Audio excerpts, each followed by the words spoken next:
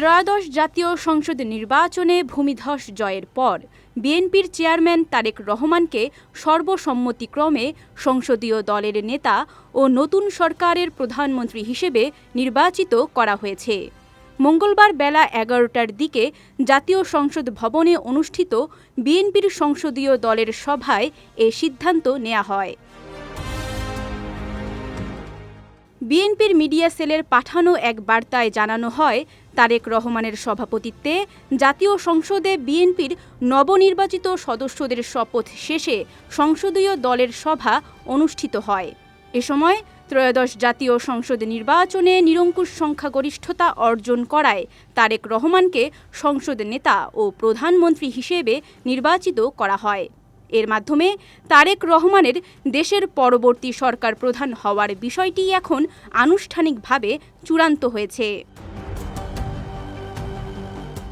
এদিকে বিকেলে জাতীয় সংসদ ভবনের দক্ষিণ প্লাজায় নতুন মন্ত্রিসভাকে শপথ পাঠ করাবেন রাষ্ট্রপতি মোহাম্মদ শাহাবুদ্দিন। এ শপথের মধ্য দিয়ে এ নিয়ে চতুর্থবারের মতো সরকার গঠন করছে বিএনপি।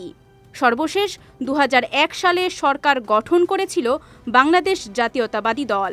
খালেদা জিয়ার নেতৃত্বে ৪ দলীয় জোটের সেই সরকারের মেয়াদ শেষ হয় ২০০৬ সালের ২৮ অক্টোবর।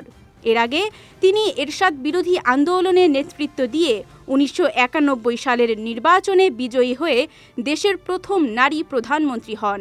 ১৯৯৬ সালের ফেব্রুয়ারির সংসদ নির্বাচনের পরও স্বল্প সময়ের জন্য প্রধানমন্ত্রী হয়েছিলেন খালেদা জিয়া।